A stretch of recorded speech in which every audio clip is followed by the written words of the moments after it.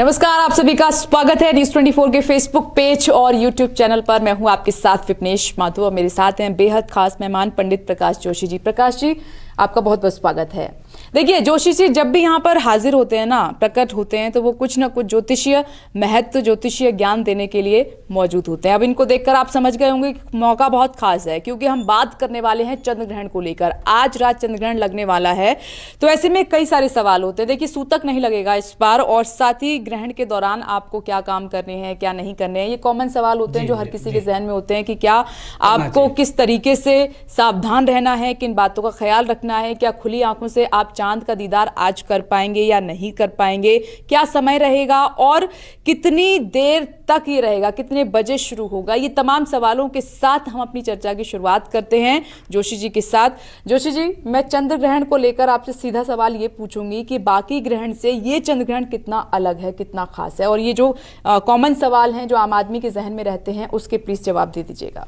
देखिए, बाकी जो सूर्य और चंद्र ग्रहण है वो पूर्णतः होते हैं, खंडग्रास होते हैं। ये जो चंद्र ग्रहण है ये उपछाया चंद्र ग्रहण है। इसका मतलब ये हो गया, सबसे पहले ये जानिए कि ये आज कितने बजे से लगेगा। ये लगेगा रात्रि के 11:15 से लेकर और 2:34 तक ये ग्रहण रहने वाला है। या कुल मिला के कहें तो 3 घंटे 18 मिनट ये रहने वाला है। पहली चीज ये बताना चाहूंगा। दूसरा ये है कि ज्यादातर जो महिलाएं हैं उनका ये प्रश्न होता है, खासकर गर्भवती महिलाओं का ये प्रश्न होता है कि इसमें क्या करना चाहिए। तो इसमें इस ग्रहण का सूतक या कोई भी बैड इफेक्ट नहीं है। यानी कि ज्यादातर जैसे कि सामान्यतः ग्रहण में आप करते हैं, खाना वर्जित होता है, भोजन बनाना वर्जित होता है, यात्रा वर्जित होती है, इसी प्रकार से भगवान को स्पर्श करना वर्जित होता है। तो इस ग्रहण में ऐसा कुछ भी करने की आपको आवश्यकता नहीं है। हाँ, ये जो उपछाया चंद्र ग्रहण है, अगर इसको अकेले में देखा जाए, सिर्फ इसी ग्रहण को देखा जाए, तो इसका कोई भी अच्छा महत्व नहीं है। लेकिन क्योंकि वराह मिहिर ऋषि ने लिखा है कि 20 दिन के अंदर या 30 दिन के अंतराल अगर आपके 2 या 3 ग्रहण आ जाते हैं तो उसका विशेष प्रभाव होता है, राशि के पे भी प्रभाव होता है, प्लस आपके भारत पे या देश प्रदेश पे उसका प्रभाव होता है। उसके बारे में भी अभी हम आगे चर्चा करेंगे। समय क्या बताया आपने? 11:15 से लेकर और रात्रि के यानी कि 6 तारीख लग जाएगी 2:34 तक ये ग्रहण रहने वाला है। 2:34 तक ये रहेगा और 11:15 पर शुरू होगा। और साथ ही देखिए, ये समय तो आपको बता दिया जोशी जी ने, लेकिन करें क्या ना करें। आपने बोला गर्भवती महिलाओं का भी जिक्र किया, तो करें ना करें ये तो बहुत ज्यादा महत्वपूर्ण हो जाता है। देखिए, इसमें जो क्योंकि ये सामान्यतः ग्रहण नहीं है और उपछाया है, यानी कि जो चंद्रमा है वो थोड़ा सा ही, ना तो वो छोटा होगा, ना बड़ा होगा, ना काटेगा, बस वो थोड़ा सा रेडिश हो जाएगा, जिसे कह सकते हैं। हाँ, इसको हम साइंटिफिक भाषा में स्ट्रॉबेरी मून भी कहते हैं। तो इसी तरह से इसका कोई भी सूतक और कोई भी बुरा इफेक्ट नहीं है। आप खाना खा सकते हैं, ठीक है, जैसा आप नियम करते हैं वो कर सकते हैं, इसका कोई भी इफेक्ट नहीं।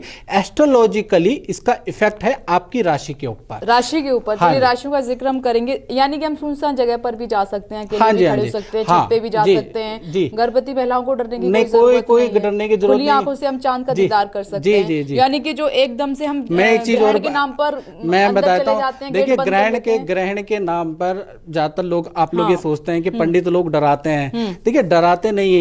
ये जो है हमारे पुराणों के अंदर, शास्त्रों के अंदर लिखा है, और आज आपको भी समझ आ रहा होगा जो मैं बात कह रहा हूं। क्योंकि देखिए, अभी कोरोना वायरस आया और हमारे ऋषि ये जानते थे कि जब भी सूर्य ग्रहण या ग्रहण पड़ता है तो बैक्टीरिया, जीवाणु, विषाणु पनपते हैं। तो इसलिए उन्होंने हाइजीन के लिए बात कही कि उस समय पे भोजन मत बनाओ, उस समय पे आप सोए नहीं, बाहर की यात्रा आप टाल दें, आप मूर्ति को स्पर्श करने का मतलब क्या है? मूर्ति यानी कि आपके घर के मंदिर के बारे में नहीं लिखा है, या उसके में लिखा है सामूहिक मंदिर के बारे में। जो बड़े मंदिर होते हैं वहां पर आप लोग जाते हैं तो सोशल डिस्टेंसिंग रखनी है, इसलिए मूर्ति के बारे में उन्होंने लिखा है। जैसे जैसे तकलीफें आ रही है, जैसे कोरोना वायरस आया, तो अब जाके समझ में आ रहा है कि हमारे ऋषियों ने जो चीज लिखी, उन्होंने लिखा कि इस समय पे आप नहाइए और जल के अंदर आप जो है थोड़ा सा तुलसी दल डाल के उसको ग्रहण कीजिए। क्यों कहा?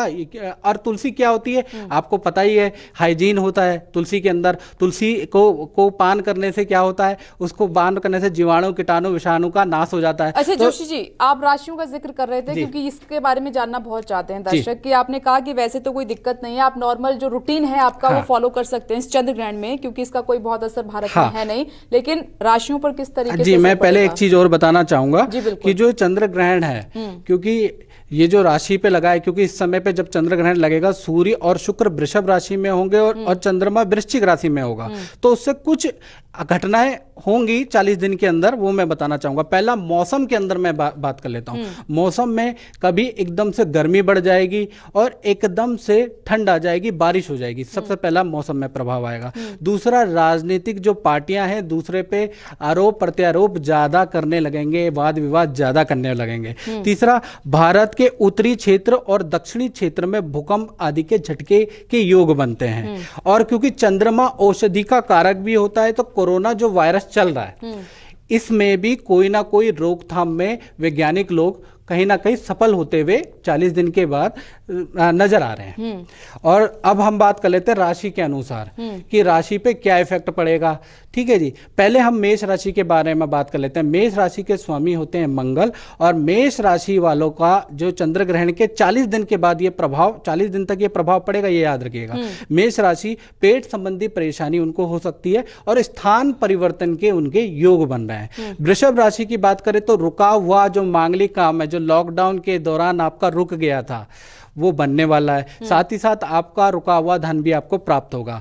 मिथुन राशि की बात करें तो संतान की ओर से थोड़ा सा वाद विवाद हो सकता है, संतान से लेकर कोई चिंता बनी रहेगी। और थोड़ा सा अगर आप इन 40 दिन के अंदर कोई नया काम करना चाह रहे हैं, कुछ खरीदना चाह रहे हैं, तो थोड़ा रुक जाएं, इसमें हानि के योग हैं। इसी प्रकार से कर्क राशि की बात करें तो नौकरी के अंदर जो वाद विवाद चल रहा है उसकी समाप्ति होगी और नौकरी में कुछ अच्छा नतीजा निकल के आएगा। सिंह राशि की बात करें तो कोई ना कोई मांगलिक कार्य इन 40 दिनों के अंदर होने वाला है, प्लस यात्रा के योग आपके बन रहे हैं। कन्या राशि की बात करें तो कन्या राशि का संतान से वाद विवाद हो सकता है, इसलिए संतान को बात पे आपको नहीं टोकना है, नहीं तो 40 दिन बहुत ज्यादा मतभेद रहेगा। दूसरी चीज, संतान की खान पीन और दिनचर्या पे भी आपको ध्यान देना पड़ेगा, नहीं तो संतान के स्वास्थ्य में भी थोड़ा दिक्कत आ सकती है। और काम, अगर आप कन्या राशि वाले अगर अपना नया काम कोई शुरू कर रहे हैं तो 40 दिन का आपके लिए जो मुहूर्त है बहुत बढ़िया नहीं है, इसमें आप टाल दे, ज्यादा अच्छा रहेगा, नहीं तो कामों में रुकावटें रहेंगी। तुला राशि की बात करें तो तुला राशि का एक तो यात्रा का योग बन रहा है, अचानक यात्रा होगी 40 दिन के अंदर। दूसरा, जो वाद विवाद तुला राशि वालों का चल रहा है, जो टेंशन चल रही है, उसमें कुछ ना कुछ शुभ समाचार प्राप्त होगा। इसी तरह से वृश्चिक राशि की बात करें तो वृश्चिक राशि का रुका हुआ धन उनको मिलने वाला ऐसा योग नजर आ रहा है। धनु राशि की बात करें तो धनु राशि को वाणी और जिह्वा में बहुत कंट्रोल करना चाहिए, नहीं तो वाद विवाद बढ़ जाएगा। हाँ, आपका यात्रा का योग बन रहा है, लेकिन अपनी जिह्वा पे कंट्रोल आपको रखना है। इसी प्रकार से अगर हम मकर राशि की बात करें तो मकर राशि का स्थान परिवर्तन के एक तो योग बन रहे हैं। हाँ, मकर राशि के खर्चे में बढ़ोतरी हो रही है, खर्चा रुक नहीं रहा है, ये थोड़ा सा है, और 40 दिन भी खर्चा रहेगा। कुंभ राशि की बात करें तो पेट से संबंधित प्रॉब्लम, कॉन्स्टिपेशन की प्रॉब्लम, फोड़े फुंसी की प्रॉब्लम, ये 40 दिन आपको रह सकती है।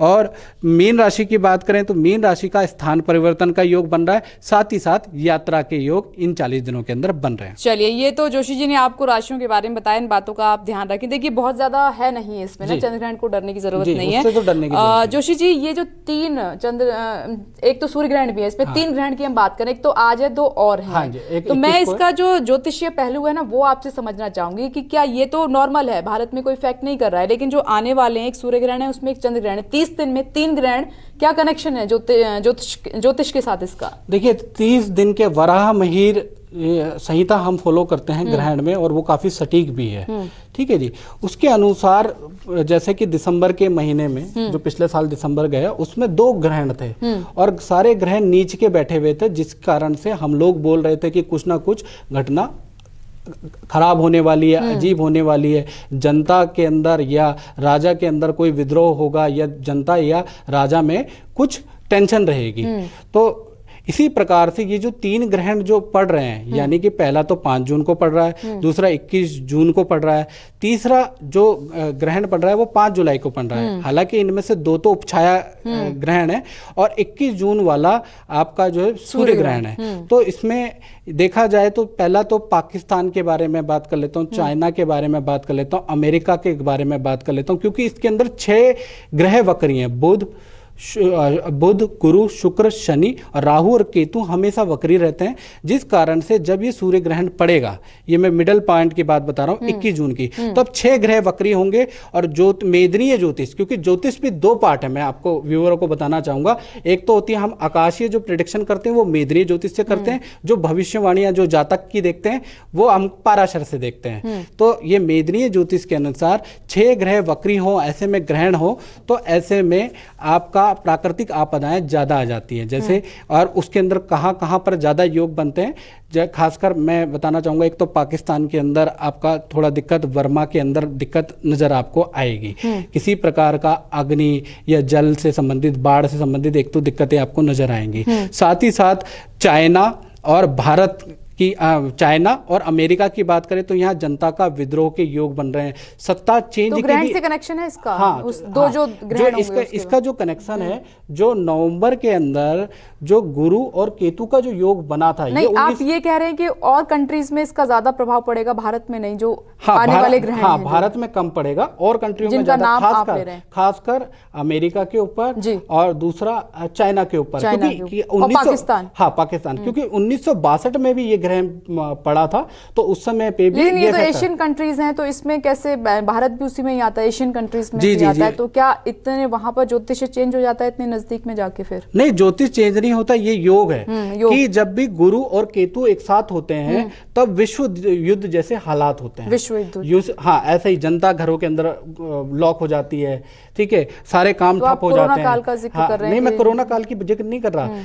आप मेरे यूट्यूब चैनल में जाइए और आप देखिएगा उसमें कि मैंने ये बात जिक्र की है कि दिसंबर में जो ग्रहण पड़ रहे हैं और गुरु और केतु का जो कॉम्बिनेशन है वो 1962 में भी ऐसा ही पड़ा था, जिसमें कि द्वितीय विश्व युद्ध हुआ था। इससे पहले भी अगर आप देखेंगे ना तो गुरु और कहीं ना कहीं केतु का कहीं ना कहीं कॉम्बिनेशन है। जो ग्रहण 2 बाकी हैं, मैं उनका साफ करना चाहती हूँ कि उनमें प्रॉब्लम हो सकती है, लेकिन भारत में चिंता की बात नहीं है, दूसरी कंट्रीज में उसका प्रभाव पड़ेगा। लेकिन ये जो आज का चंद्र ग्रहण है, इसमें कोई डरने की जरूरत नहीं है। इसमें डरने की कोई आवश्यकता नहीं है। जोशी जी, एक और मेरा सवाल, क्योंकि आपने ज्योतिष को बहुत नजदीक से जाना है, परखा है, आपका एक्सपीरियंस क्या कहता है? क्योंकि पहले तो कोरोना से ही हम इतने परेशान हैं और 2 लाख से ज्यादा संख्या भारत में हो चुकी है, देश दुनिया इसमें खौफ में है, लोगों की जान जा रही है, अर्थक्वेक भी डरा रहा है, तो ज्योतिष क्या कह रहा है कि क्या और भी बड़ी विपदा आने वाली है? और जो अभी परेशानियों ने, इन समस्याओं ने हमें घेरा हुआ है, ज्योतिष के मुताबिक कब तक हम निकल जाएंगे? देखिए, समाधान नजर आ रहा है? मैं ज्योतिष के हिसाब से आपको गोलमोल बात नहीं करूंगा, बिल्कुल सीधी बात करूंगा, चाहे गलत होता है, क्योंकि ज्योतिष एक विज्ञान है, व्यूअरों को भी समझाना पड़ता हूँ, भविष्यवाणियां सही भी होती हैं, गलत भी होती है, उससे डरना नहीं चाहिए किसी ज्योतिषी को, ठीक है जी।